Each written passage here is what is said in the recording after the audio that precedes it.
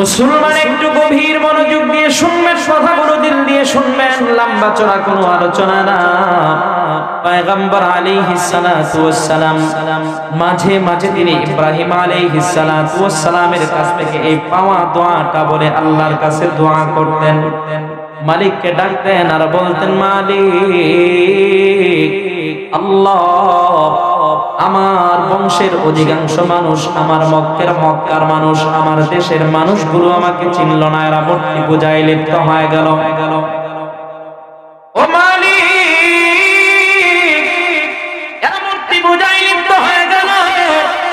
আয় আল্লাহ, যারা আমার দিন মেনেছে, যারা আমার দাওয়াত কবুল করেছে, আল্লাহ এরা তো কিয়ামতের দিন আমার দলভুক্ত হবে, আমার সাথে জান্নাতে চলে যাবে। কিন্তু আমার উম্মতের যেই উম্মতগুলো আমার দিন মানে নাই, মূর্তি পূজায় লিপ্ত হয়েছে, তাদের কি হবে? আল্লাহ তুমি তাদেরকে ক্ষমা করে দাও, তুমি তাদেরকে মাফ করে দাও।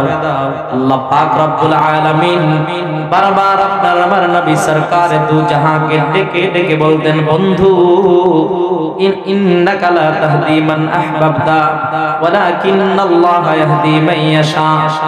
আল্লাহ পাক রব্বুল আলামিন বলতেন, বন্ধু আপনি যারা ভালোবাসেন আপনি তার হেদায়েত দিতে পারবেন না, আমি আল্লাহ যাকে ভালোবাসি তাকেই হেদায়েত দিব।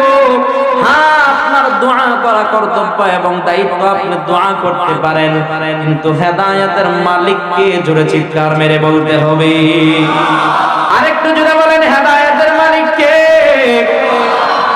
আমার আল্লাহ যখন পয়গম্বরকে এভাবে ডেকে ডেকে কথাগুলো বলতেন, মাঝে মাঝে পয়গম্বর যখন দোয়া করতে করতে একেবারে মালিকের সাথে গভীর কানেকশন হয়ে যেত, ওই সময় পয়গম্বর ডেকে বলতেন, ইন তুআযিবহুম ফাইন্নাহুম ইবাদুক ওয়া ইন তাগফির লাহুম ফাইন্নাকা আনতাল আজিজুল হাকীম। পয়গম্বর দুইটা চোখের পানি ছেড়ে কান্না করে বলতেন, মালিক আল্লাহ তুমি যদি এদেরকে শাস্তি দাও, এরা তারপরেও তোমার বান্দা, আর যদি তুমি এদেরকে ক্ষমা করো, এদের প্রতি যদি তুমি দয়াবান হও, এদের প্রতি যদি তুমি সহনশীল হও, তারপরেও এরা তোমার বান্দা। আল্লাহ তুমি এদেরকে মাফ করে দিও, এদেরকে ক্ষমা করে দিও।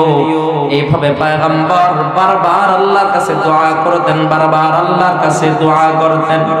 এই মুসলমান কিতাবের ভিতরে আসছে, পয়গম্বর একদিন মসজিদে নববীর ভিতরে চলে গেলেন। পয়গম্বর মসজিদে নববীর ভিতরে গভীর রজনীতে চলে গেলেন, অন্ধকার, মসজিদের ভিতরে কেউ নাই, মসজিদের চতুর্দিকে কেউ নাই। পয়গম্বর একাই মসজিদের ভিতরে নামাজের ভিতরে দাঁড়ায় গেলেন। নামাজের ভিতরে দাঁড়ায় নামাজ শেষ করে পয়গম্বর আলাইহিস সালাতু ওয়াস সালাম দুটি হাত তুলে আল্লাহর কাছে দোয়া করতেছেন। আল্লাহ পাক রব্বুল আলামিনকে ডেকে বলতেছেন, দুইটা চোখের পানি ছেড়ে দিয়ে চিৎকার করে কান্না করতেছেন আর বলতেছেন, মালিক আল্লাহ আমার উম্মতের কি হবে? আল্লাহ আমার গুনাহগার উম্মতের কি হবে? আল্লাহ আমার গুনাহগার উম্মতরা কিয়ামতের ময়দানে কেমনে পার পাবে, কেমনে মাফ পাবে? আল্লাহ তুমি আমার গুনাহগার উম্মতদেরকে মাফ করে দাও, এদেরকে তুমি ক্ষমা করে দাও। এইভাবে পয়গম্বর এই দোয়াগুলো বলে বলে তিনি চোখের পানি ফেলে কান্না করতেছিলেন। আল্লাহ পাক রব্বুল আলামিন পয়গম্বরের চোখের পানি তিনি সহ্য করতে পারলেন না। আমার আল্লাহ সাথে সাথে জিবরাইলকে পাঠিয়ে দিলেন। জিবরাইল এসে বলে, পয়গম্বর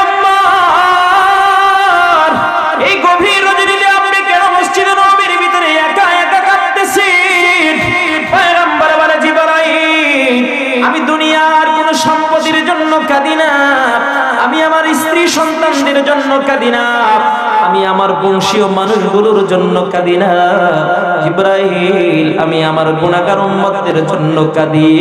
আমার গুনাহগার উম্মতরা কেমনে মাফ পাবে, কেমনে ক্ষমা পাবে? আমার আল্লাহ আমার গুনাহগার উম্মতদেরকে মাফ করবেন কিনা, এজন্য আমি কাঁদতেছি। হযরত জিবরাইল পয়গম্বরের জবান থেকে কথা শুনে তিনি মালিকের কাছে চলে গেলেন। আমার মালিক ডাক দিয়া বলেন, জিবরাইল আমার বন্ধু কেন কাঁদে? আমার বন্ধুর কান্নার কারণ কি? জিবরাইল আলাইহিস সালাতু ওয়াস সালাম আমার মালিককে ডাক দিয়ে বলে, মালিক আল্লাহ আপনার বন্ধু তার গুনাহগার উম্মতদের জন্য কান্না করি, গুনাহগার উম্মতদের কথা স্মরণ করে করে কান্না করতেছি। আল্লাহ তার গুনাহগার উম্মতদের কি অবস্থা হবে এই বলে বলে তিনি কান্না করতেছেন। আমার আল্লাহর সাথে সাথে জিবরাইলকে পাঠিয়ে দিলেন। জিবরাইল আলাইহিস সালাতু ওয়াস সালাম এসে পয়গম্বরকে জানায় দিলেন, ও পয়গম্বর আপনি আর কাঁদবেন না, আপনার চোখের পানি আমার আল্লাহ সহ্য করতে পারেন না। আল্লাহ পাক রব্বুল আলামিন আপনাকে কান্না করতে নিষেধ করেছেন। পয়গম্বর বলেন, যতক্ষণ আমার উম্মতকে maaf না করা হবে ততক্ষণ পর্যন্ত আমি নবীর চোখের পানি বন্ধ হবে না। জিবরাইল ডাক দিয়ে বলে, পয়গম্বর আল্লাহ আমাকে জানাইছেন আল্লাহ পাক রব্বুল আলামিন আপনার গুনাহগার উম্মতদেরকে ক্ষমা করে দিয়েছেন। আরেকটু জোরে বলেন না সুবহানাল্লাহ। মুসলমান পয়গম্বর উম্মতের জন্য কতটা পাগল ছিলেন, কতটা দেওয়ানা ছিলেন রে মুসলমান। পয়গম্বর আলাইহিস সালাতু ওয়াস সালাম যখন তিনি মুমূর্ষু অবস্থায় যখন তিনি ইন্তেকাল করবেন, ওই সময় সাহাবায়ে কেরাম পয়গম্বরের কাছে গিয়ে হাজির। পয়গম্বরের কলিজার টুকরা হযরতে ফাতিমা রাদিয়াল্লাহু তাআলা আনহা তিনিও পয়গম্বরের মাথার পাশে বসা। পয়গম্বর একবার ফাতিমার দিকে তাকায় না, উমরের দিকে তাকায় না, আবু বকরের দিকে তাকায় না। পয়গম্বর দুইটা চোখের পানি ফেলে কান্না করে। আবু বকর উমর জিজ্ঞেস করে, পয়গম্বর কিসের কষ্ট আপনার মনের ভিতরে? আপনি এখন আপনার বন্ধুর সাথে দেখা করার জন্য যাবেন, আপনার তো এখন কান্না করার কথা না। পয়গম্বর আবু বকর উমরকে ডাক দিয়ে বলে, উমর আবু বকর আমি আমার নিজের জন্য কান্না করি না রে আবু বকর, আমি আমার গুনাহগার উম্মতদের জন্য কান্না করি। আমার গুনাহগার উম্মতদের অবস্থা কি হবে আমি আমার গুনাহগার উম্মতদের ফিকিরে কান্না করতেছি। মুসলমান আমরা কোন নবীর উম্মত, কেমন নবী পাইলাম, কোন নবীকে আল্লাহ পাক আমাদের জন্য পাঠাইলেন। এই নবী জীবনের শেষ সময়েও তিনি নিজেকে নিয়ে ফিকির করেন নাই, তিনি আত্মীয় স্বজনকে নিয়ে ফিকির করেন নাই, উম্মতকে নিয়ে ফিকির করেছেন। উম্মতের মায়ে উম্মতের মহব্বতে তিনি কান্না করেছেন। এ মুসলমান শুধু তাই না, হাদিসের কিতাবের ভিতরে আসছে পয়গম্বর উম্মতকে কতটা মায়া করেন, কতটা মহব্বত করেন। ঈদের দিনে পয়গম্বর কুরবানির ঈদের দিনে, ঈদুল আজহার দিনে সাহাবায়ে কেরামকে নিয়ে তিনি ঈদগাহে চলে গেলেন। ঈদগাহে গিয়া তিনি ঈদের নামাজ আদায় করলেন। পয়গম্বর ঈদের জামাতের ইমামতি করলেন। নামাজ শেষ হয়ে গেল, খুতবা শেষ হয়ে গেল। পয়গম্বর আলাইহিস সালাতু ওয়াস সালাম নামাজের মুসল্লায় তিনি দাঁড়ায় রইলেন, নামাজের মুসল্লায় তিনি দাঁড়িয়ে থাকলেন।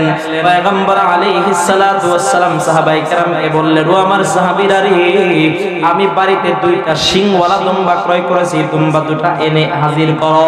সাহাবায়ে কেরাম একটা ছুরি সহ তরবারি সহ দুম্বা দুটা এনে পয়গম্বরের সামনে হাজির করলেন।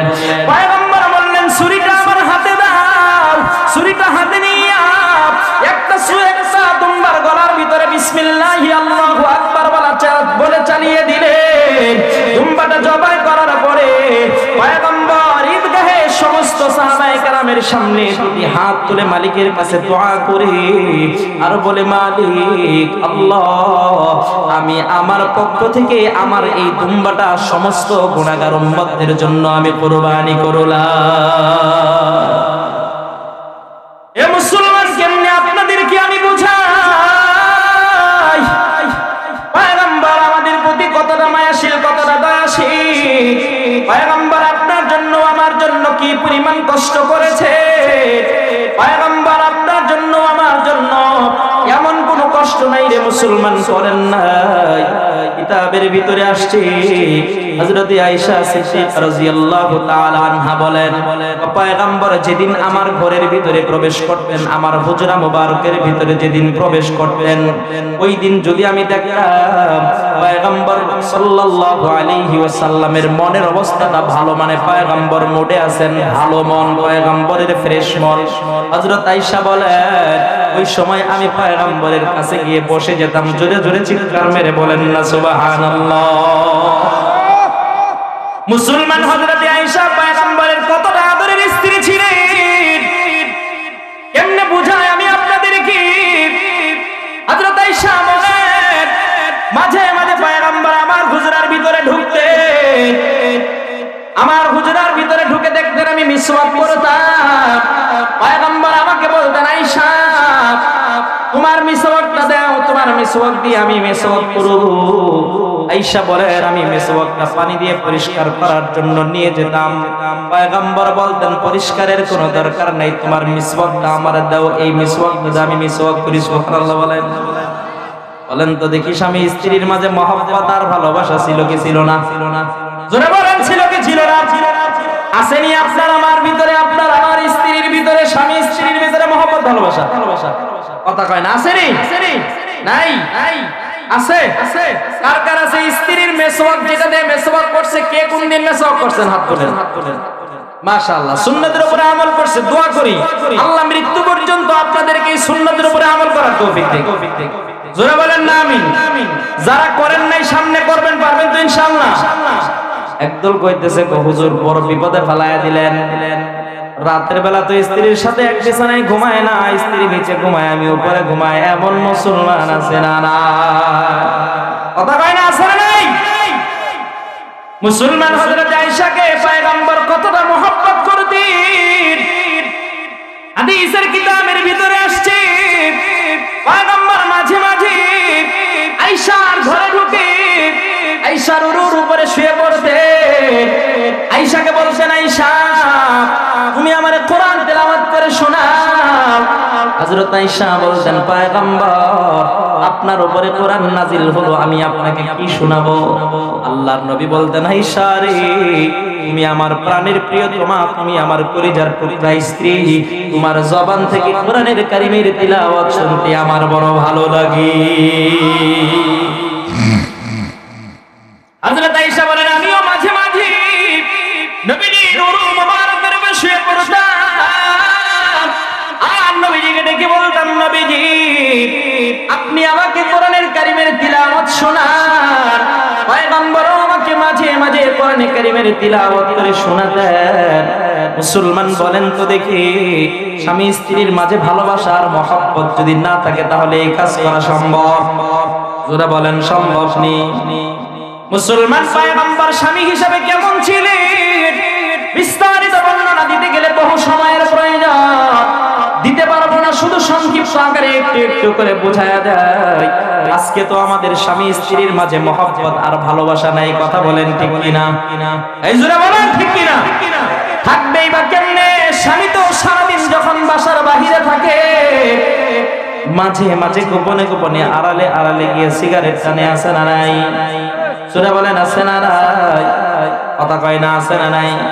সারাদিন বিড়ি খাইয়া রাতের বেলা যখন ঘরে ঢুকে, স্ত্রীর সাথে যখন খাটে শুইতে যায়, স্ত্রীর দিকে মুখ করে যখন জোরে একটা নিঃশ্বাস নেয়, গন্ধের জোরে স্ত্রী আর থাকতে পারে না, কথা বলেন ঠিক কিনা? জোরে কয় না? আছে না? গন্ধের জোরে আর থাকতে পারে না, হয়তো স্ত্রী নেমে পড়ে অথবা তারে ধাক্কা দিয়ে নামায় দেয়। মানুষের সাথে আবার বলে না কেন, বললে লজ্জা, আছে না নাই? আইসুরা বলেন আছে না নাই? আল্লাহ নবী বলেন স্বামী স্ত্রী দুজনে একই প্লেটে ভাত খাও। নবীজি খেয়েছেন। স্বামী আর স্ত্রী যদি একই প্লেটের ভিতরে খাবার খায়, পয়গম্বরের একটা সুন্নাত আদায় হবে। আল্লাহ রাব্বুল আলামিন একটা সুন্নাতের বিনিময়ে আমলনামায় 100 গলা কাটা শহীদের সওয়াব লিখে দিবেন।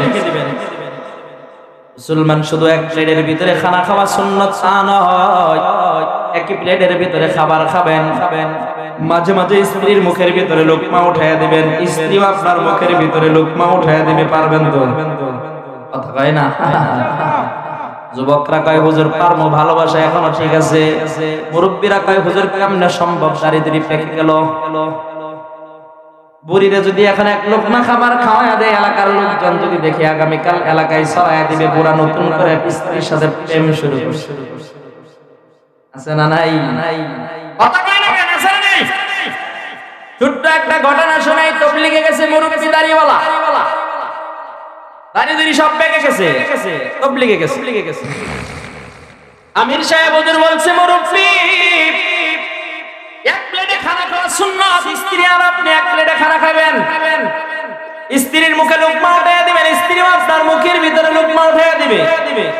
মুরব্বি মনে মনে চিন্তা করে জীবনের শেষ সময়ে তবলিগে আসলাম, হুজুর দেখি এমন ওয়াজ করে দিল, ওয়াজের উপরে আমল না করলেও ঝামেল। বাড়িতে চলে গেছে, চিল্লা শেষ। স্ত্রীকে ডাক দিয়ে বলতেছে, কাছে আয়। কয় কি? ভালোভাবে রান্না কর, আজকে একটা খেলা হোক। কি হবে? খেলা হবে। স্ত্রী ভয় পেয়ে গেছে, না জানি আজকে কিসের খেলা খেলে। রান্না করা শেষ, স্ত্রীকে বলতেছে, বড় প্লেটে খাবার বার। খাবার বাড়া শেষ, কয় চতুর্দিক দিয়ে তরকারি দে। সব কিছু রেডি হয়ে গেছে। স্ত্রীকে বলতেছে, প্লেটটা মাঝখানে রাখ, এক সাইডে তুই বস, আরেক সাইডে আমি বসবো। বুড়ি এবার বুড়ারে ডাক দিয়া বলে, জীবনের শেষ সময়ে সংসার আর জায়গা পাইছে না। জীবনের শেষ সময়ে রং শুরু করছো, তাই না? তো ভালোবাসা আমার দরকার নাই, ছেলে পেলে আছে, নাতি নতুন আছে, দেখলে ঠাট্টা বিদ্রুপ করবে। বুড়া তো বুদ্ধি আছে, টেনশন তুই করবি না, টেনশন তো আমার কাছে, বুদ্ধি আছে তো। কিসের বুদ্ধি? কর, দরজাটা লাগায়া দে। কই সর্বনাশ, আগে রাতের বেলা দরজা লাগাইতাম, ভালো হওয়ার জন্য তোমারে চিল্লাই পাঠাইলাম, দিনের বেলায় তুমি দরজা লাগাইতে বলো, ঘটনা কি? বুড়ি বুড়ারে ডাক দিয়ে কইতেছে, এই পুরা সাবধান, নাতির উত্তর আছে, দরজা লাগায়া দিলে সমালোচনা শুরু করবি। দাদার ভালো হওয়ার জন্য তাবলিগে পাঠাইলাম, আগে দাদা দাদির বেলা রাতের বেলা দরজা লাগাইতো, দিনের বেলা এখন দাদা দাদির বেলা দরজা লাগায়া দেয়। সমালোচনা করবে কি করবে না? কিছু দুষ্ট নাতিনত্তর আছে না নাই? কথা কয় না, আছে না নাই? বুড়ি যখন দরজা লাগাই দিছে, নাতিরা দূর থেকে ফলো করতেছে, কি করে ঘরে এবার দেখবো কি খেলাটা জমে। একজন দরজার সামনে এসে হাজির, দরজার ফাঁক দিয়া ছেলেগুলো মিটিমিটি করে চায়া চায়া দেখে, দেখি বুড়া আর বুড়ি কি করে যদি উল্টা পাল্টা কিছু করে তাহলে খবর ভাইরাল। দরজাটা লাগায়া বুড়া এবার বুড়িরে পাশে বসাইছে, খাবারগুলো ভালোভাবে মাখাইয়া বুড়ি বুড়ার মুখের ভিতরে লোকমা উঠায়া দেয়। বুড়া ও বুড়ির মুখের ভিতরে লোকমা উঠায়া দেয়। বুড়া তো বুড়ির চেহারার দিকে তাকায় উঠায়া দিতে পারি, বুড়ি লজ্জায় খাবারের লোকমাগুলো বুড়ার মুখের ভিতরে চেহারার দিকে তাকায় উঠায়া দিতে পারে না। লজ্জা পায়। বুড়া বুড়িরে ডাক দিয়া কয়, বুড়ি রে, জীবনের শেষ সময়ে এসে পয়গম্বরের একটা সুন্নতের কথা জেনেছি। পয়গম্বর বলেছে, একই প্লেটে স্বামী স্ত্রী খাবার খাওয়াটা হলো সুন্নত। স্ত্রীর মুখে স্বামীর খাবারের লোকমা উঠায়া দেওয়া সুন্নত, স্বামীর মুখে স্ত্রীর খাবারের লোকমা উঠায়া দেওয়াটাও হলো সুন্নত। সুবহানাল্লাহ বলেন। বুড়া ডাক দিয়ে বলতেছে, বুড়ি, টেনশনের কোনো কারণ নাই, মানুষ ঠাট্টা করবে না, বিদ্রুপ করবে, সেগুলো দেখার আমাদের সময় নাই। সুন্নতের উপরে আমল করলাম, আল্লাহ রাব্বুল আলামিন আমাদের আমলনামায় 100 গলা কাটা শহীদের সওয়াব লিখে দিয়েছেন। আমলটা করা যাবে তো ইনশাআল্লাহ? জোরে বলেন ইনশাআল্লাহ। কাগজ লেখা শুরু করছে, বুঝছি, কাম হইতো না। কেমনে পারবো না? মুসলমান, অল্প সময়ের ভিতরে আমি আপনাদেরকে একটু আরো কিছু কথা বলার চেষ্টা করব, একটু বোঝানোর চেষ্টা করব। কাগজ করে দেন। থাকবেন তো ইনশাআল্লাহ? আপনারা উঠাউঠি করবেন না তো? একে থাকবেন না? চিৎকার মেরে যদি হাত তুলে দেখায় না, থাকবেন ইনশাআল্লাহ? নারায়ে তাকবীর। আল্লাহ আপনাদেরকে শেষ পর্যন্ত থাকার তৌফিক দান করুক, বলেন আমিন। এই ঘটনাটা বলতেছিলাম, হযরতে আয়েশা বলেন, পয়গম্বর যখন আমার ঘরের ভিতরে আসতেন, আসার পরে আমি যখন দেখতাম পয়গম্বরের মনটা বড় ভালো, ওই সময় আমি পয়গম্বরের কাছে চলে যেতাম, পয়গম্বরকে গিয়ে ডেকে বলতাম, পয়গম্বর, আপনি আমার জন্য আল্লাহর কাছে একটু দোয়া করেন, আল্লাহর কাছে একটু দোয়া করেন। হযরত আয়েশা বলেন, একদিন আমি পয়গম্বরের কাছে গিয়ে বললাম, পয়গম্বর, আপনি আমার জন্য আল্লাহর কাছে দোয়া করেন। পয়গম্বর সাথে সাথে হাত তুলে দোয়া শুরু করলেন। মালিককে ডেকে বলতেছেন, ও মালিক, আল্লাহ তুমি আমার আয়েশার আগের এবং পরের, সামনের এবং পিছনের, গোপনে এবং প্রকাশ্যে যত গুনাহ করছে সবগুলো গুনাহ তুমি মাফ করে দাও। সুবহানাল্লাহ বলেন। বলেন তো দেখি, মুসলমান নবীরা যদি আল্লাহর কাছে কোনো দোয়া করে, আল্লাহ এই দোয়া ফেরত দেয় নাকি? সূরা কয় না ফেরত দেয় নাকি? আমার আল্লাহ নবীদের দোয়া ফেরত দেয় না। আয়েশার জন্য নবীজি দোয়া করছেন, আল্লাহর সাথে সাথে দোয়া কবুল করে নিছেন। সুবহানাল্লাহ বলেন। হযরত আয়েশা এবার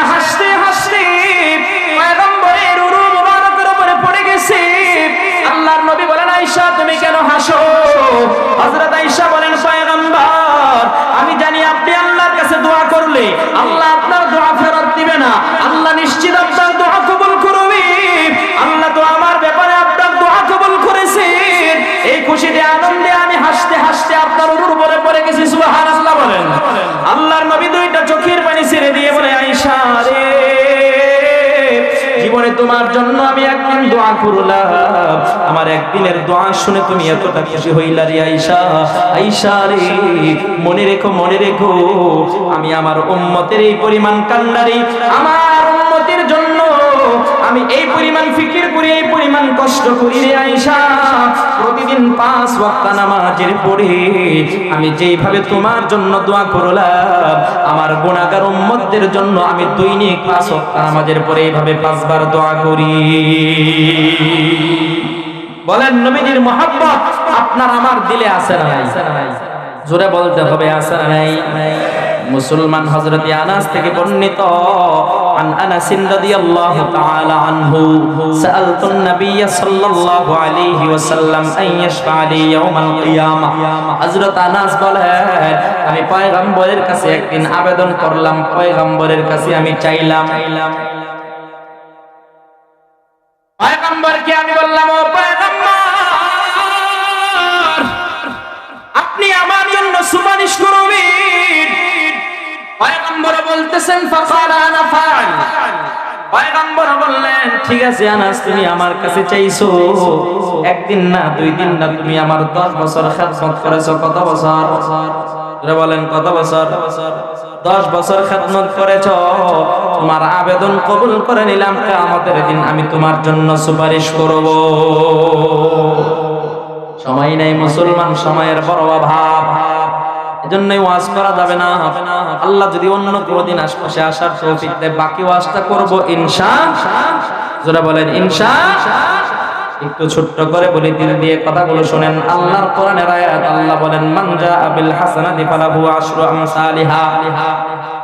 আল্লাহ বলেন, হে দুনিয়ার মানুষ, আমারে এক দিবা, আমি আল্লাহ তোমারে 10-এর মালিক বানায় দিব। কতর মালিক বানাবেন? যারা বলেন, কতর মালিক বানাবেন? নবীজি হাদিসের ভিতরে বলেন, সাবাতুন ইউযিল্লুহুমুল্লাহু ফি যিল্লিহি ইয়াওমা লা যিল্লা ইল্লা যিল্লুহু। আল্লাহর নবী বলেন, কিয়ামতের মুসিবতের দিনে আল্লাহ পাক রব্বুল আলামিন 7 শ্রেণীর মানুষকে আল্লাহর আরশের ছায়ার নিচে জায়গা করে দিবেন। জোরে বলেন সুবহানাল্লাহ। এই 7 শ্রেণীর মানুষের ভিতরে কে কে থাকতে চান? দুটি হাত তুলে আল্লাহকে দেখায় দেন। থাকবেন তো ইনশাআল্লাহ?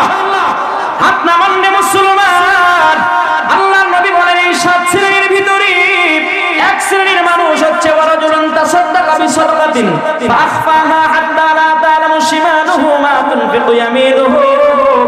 আল্লাহর নবী বলেন, এই 7 শ্রেণীর ভিতরে এক শ্রেণীর মানুষ হলো এই দুনিয়ার জমিনে যারা দান করবে, খয়রাত করবে, ডান হাতে কি দান করছে, বাম হাত জানে না, এইভাবে যদি কেউ দুনিয়ায় দান করে, আল্লাহ পাক রব্বুল আলামিন কিয়ামতের ময়দানে এই দানকারীকে আল্লাহর আরশের ছায়ার নিচে জায়গা দিবেন। জোরে জোরে চিৎকার মেরে বলেন না সুবহানাল্লাহ।